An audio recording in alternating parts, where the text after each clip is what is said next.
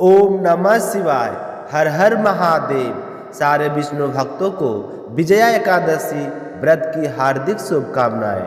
आज फाल्गुन माह के कृष्ण पक्ष की एकादशी तिथि और सोमवार है। विजय एकादशी अपने नाम के अनुसार ही विजय प्राप्त करने वाले ही पौराणिक मान्यता के अनुसार भगवान श्री राम ने विजय एकादशी का व्रत करके रावण को पराजित किया था।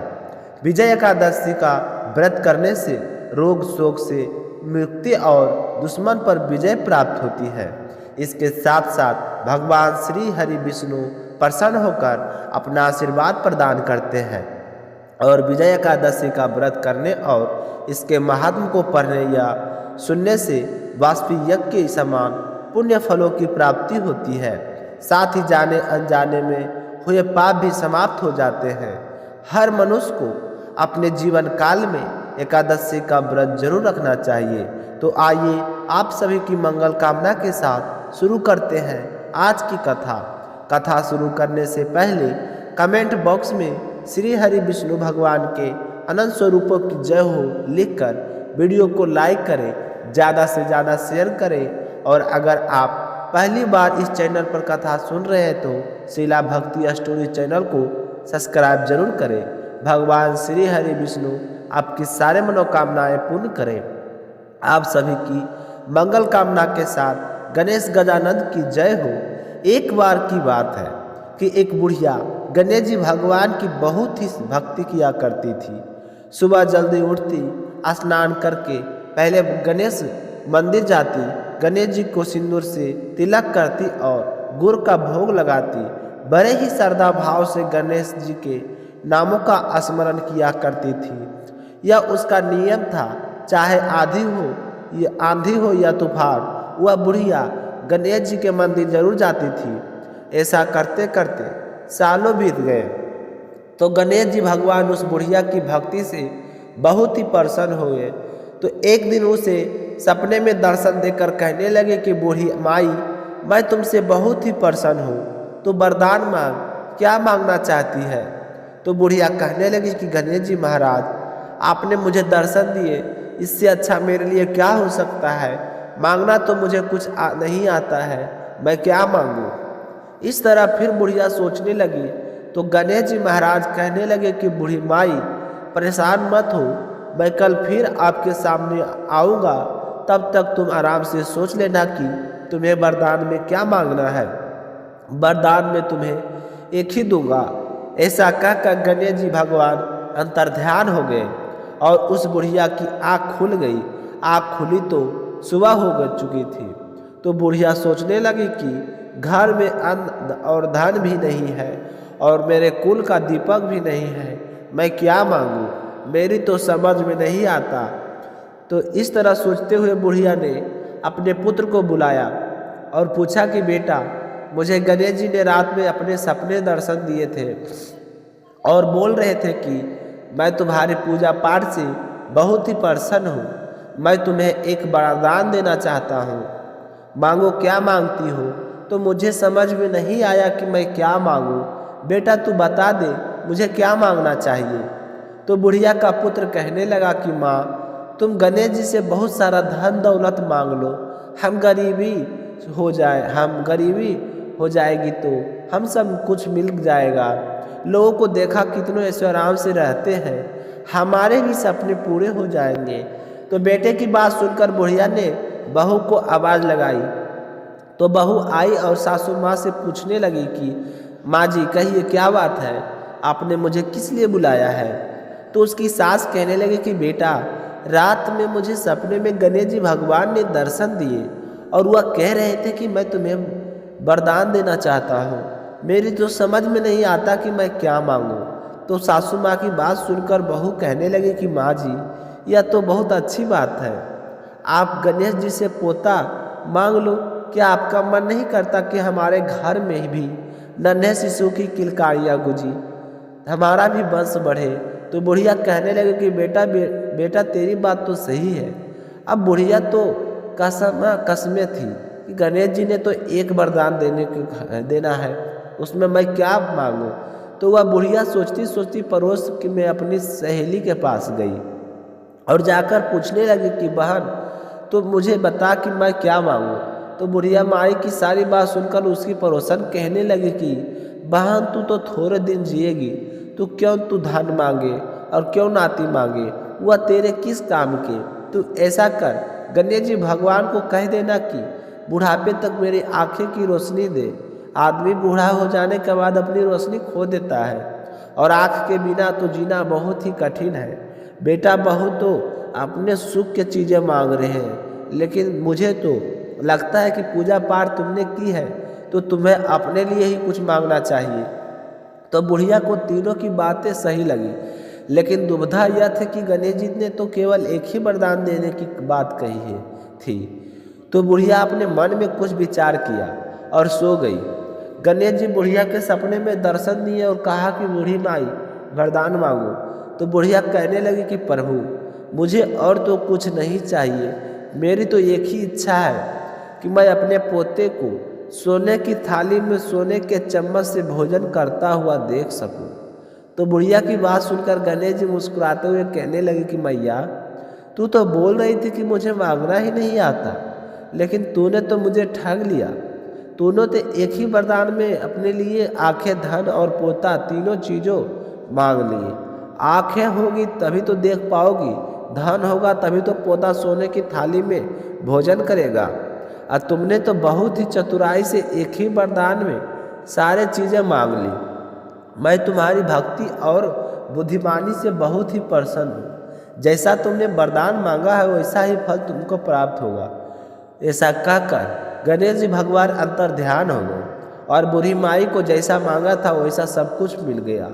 और बेटा भी खुश, बहू भी खुश हो देखकर बुढ़िया को और भी ज़्यादा खुश हो गई। कभी भी मनुष्य को यह नहीं सोचना चाहिए कि मेरी उम्र बीत चुकी है, अब मैं धन का क्या करूँगा, अब मैं कोई काम क्यों करूँ, मुझे काम करने की कोई आवश्यकता नहीं है। ऐसा मन में कभी नहीं लाना चाहिए। जब तक जिंदा है हमें अपने और अपने परिवार के लिए कुछ ना कुछ करते रहना चाहिए। घर का बुजुर्ग सदस्य घर की चार दीवारी होता है। अब सोचो बिना चार दीवारी घर का क्या हाल होता है। इसलिए ना तो कभी यह सोचना चाहिए कि मुझे अब कोई चीज़ की आवश्यकता नहीं है, और ना ही ऐसी शिक्षा कभी दूसरों की देनी चाहिए। अपने परिवार को प्रेम की डोरी में बांध कर रखना चाहिए। तो प्रेम से बोलिए गणेश भगवान की जय हो। तो प्रेम से कहिए विष्णु भगवान के अनंत स्वरूपों की जय हो, भागवत कथा की जय हो। अब सुनते हैं लपसी और तपसी की कहानी। बोली लपसी तपसी की जय हो। बहुत पुराने समय की बात है। एक गांव में एक ब्राह्मण परिवार रहा करता था।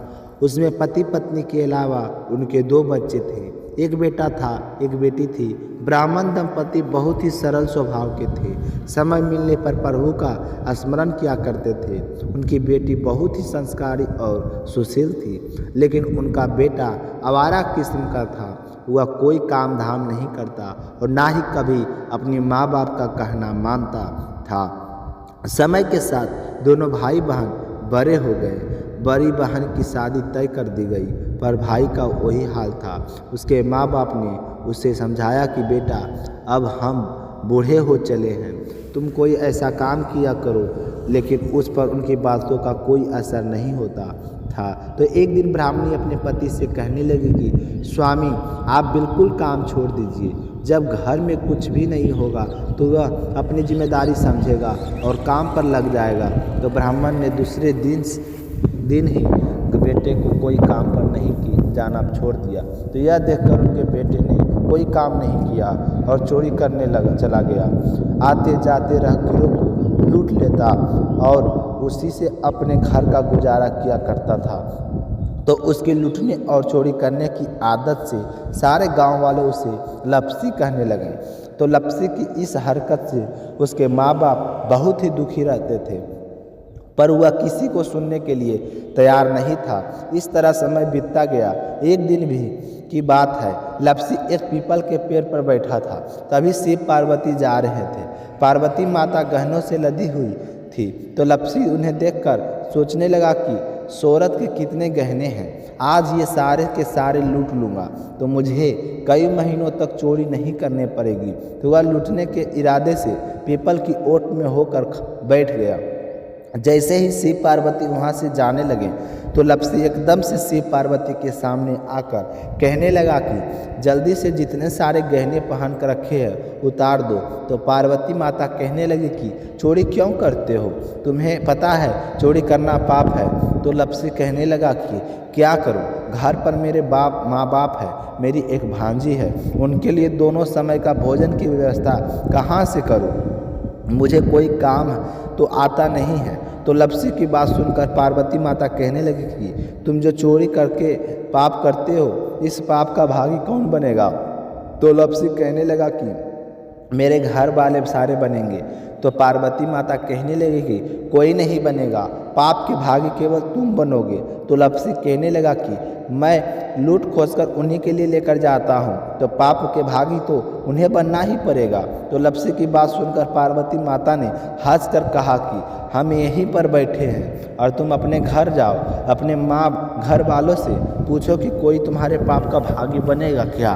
तो यह सुनकर लप्सी भागा भागा अपने घर आया और अपनी माँ के पास गया और कहने लगा कि माँ मैं चोरी करके लाता हूँ, राह चलते राहगीर को लूटता हूँ, तुम्हारे लिए तो ही तो करता हूँ। तो तुम मुझे एक बात बताओ, चोरी करने से जो पाप लगता है तो वह आप मेरे पाप के भागी बनोगे। तो लप्सी की बात सुनकर उसकी माँ कहने लगी कि बेटा मैंने तो तुमसे नहीं कहा कि तुम चोरी करके लाओ, तुम कमा कर भी लाओ, हमें तो 2 वक्त की रोटी चाहिए, मैं तो तुम्हारी पाप की भागी नहीं बनूंगी। तो माँ के मुंह से इस तरह की बात सुनकर लप्सी तो हैरान हो गया और फिर वह अपने पिताजी के पास गया और जाकर कहने लगा कि पिताजी मैं जो भी कुछ का लूट खोज के लाता हूँ वह आपके लिए तो लाता हूँ, देखो मैंने लूट कर कितना धन इकट्ठा कर लिया है, कितने ऐसो आराम से तुम्हारे, अगर मैं चोरी नहीं करता तो क्या यह सब हमें मिलता। पिताजी मैं आपसे एक बात पूछना चाहता हूँ कि चोरी करने से पाप लगता है तो उस पाप से आप मेरे भागीदार बनोगे क्या। तो लप्सी की बात सुनकर उसके पिताजी कहने लगे कि बेटा मैंने नहीं कहा कि तुम चोरी करके लाओ, तुम कमा कर लाओ, मैं तुम्हारे पाप का भागी नहीं बनूंगा। तो माँ बाप के मुंह के इस तरह की बात सुनकर वह बहुत ही उदास हुआ और सोचने लगा कि मैं कितने महीनों से चोरी कर रहा हूँ, ना जाने मुझ पर कितना पाप चढ़ गया है और यह तो बोल रहे हैं कि पाप के भागी हम नहीं बनेंगे तो क्या होगा। तो वह बड़े ही दुखी मन से शिव पार्वती से मिलने के लिए चल पड़ा। जैसे ही घर से बाहर निकलने लगा तो उसकी छोटी सी भांजी दरवाजे पर खेल रही थी, उसे पता नहीं था कि पाप पुण्य क्या होता है। तो वह कहने लगी कि मामा मैं पाप की भागी बनूंगी। तो उसके इस तरह कहते ही लप्सी ने उसे गोद में उठाया और चल पड़ा।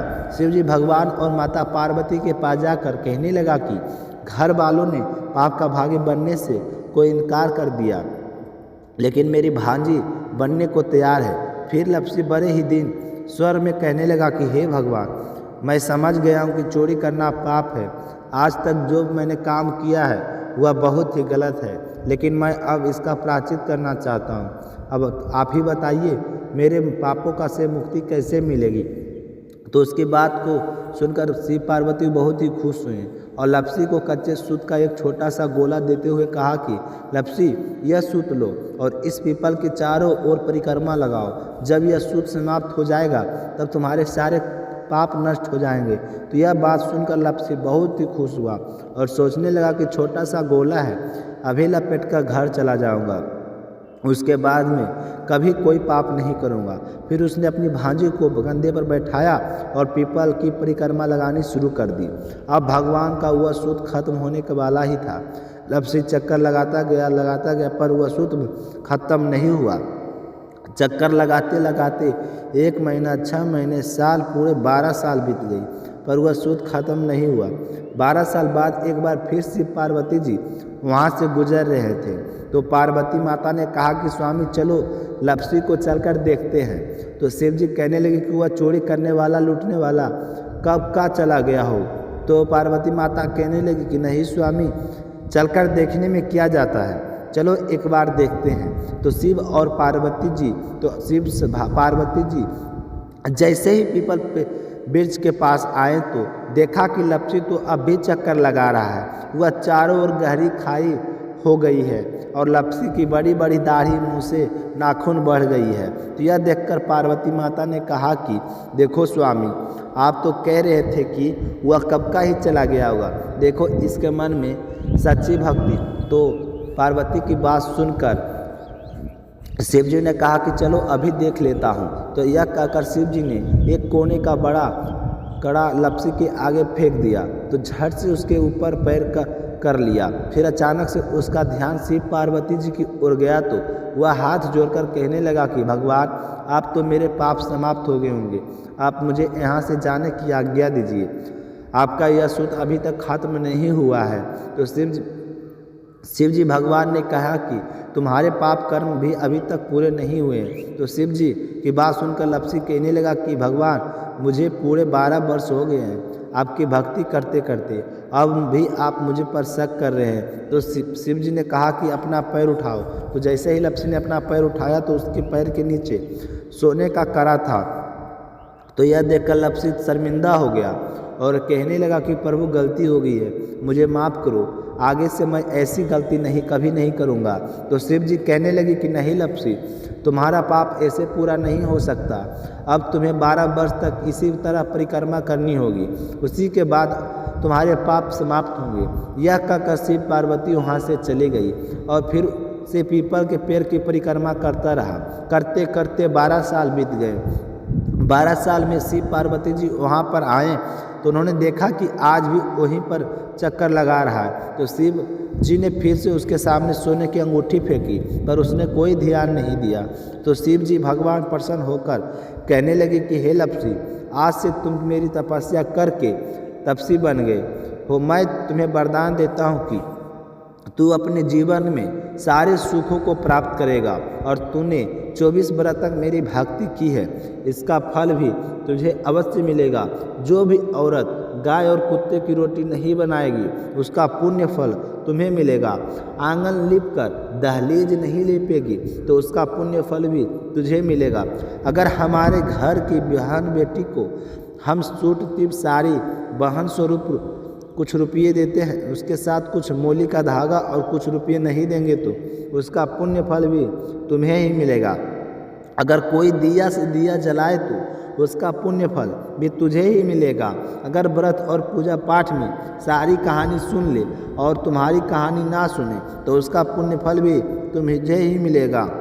कहा जाता है कि तभी से सुबह पहली रोटी गाय और सुबह की अंतिम रोटी बनाई जाती है और शाम को अंतिम रोटी बड़ी बनाई जाती है जो कुत्ते की होती है और दिया से दिया नहीं जलाया जाता है। और घर की बहन रोटियों को सूट और तिप साड़ी के साथ बहन स्वरूप कुछ रुपये भी देते हैं, जरूर दिए जाते हैं। और उसी दिन से हर व्रत कथा के बाद में लपसी तपसी की कहानी जरूर सुनी जाती है और कथा समाप्त होने पर कहा जाता है कि लपसी का फल लपसी को मिले, तपसी का फल तपसी को मिले। हमारी पूजा पाठ, हमारे व्रत और हमारी कहानी का पुण्य फल हमें मिले। बोलिए लपसी तपसी की जय हो। तो आज की कथा समाप्त होती है। आप सभी को सुनकर कैसा लगा कमेंट करके ज़रूर बताइएगा और इसी तरह से आप चैनल को सपोर्ट दीजिए ताकि शिला भक्ति स्टोरी चैनल आगे बढ़ सके। मिलते हैं नेक्स्ट वीडियो में, तब तक के लिए धन्यवाद।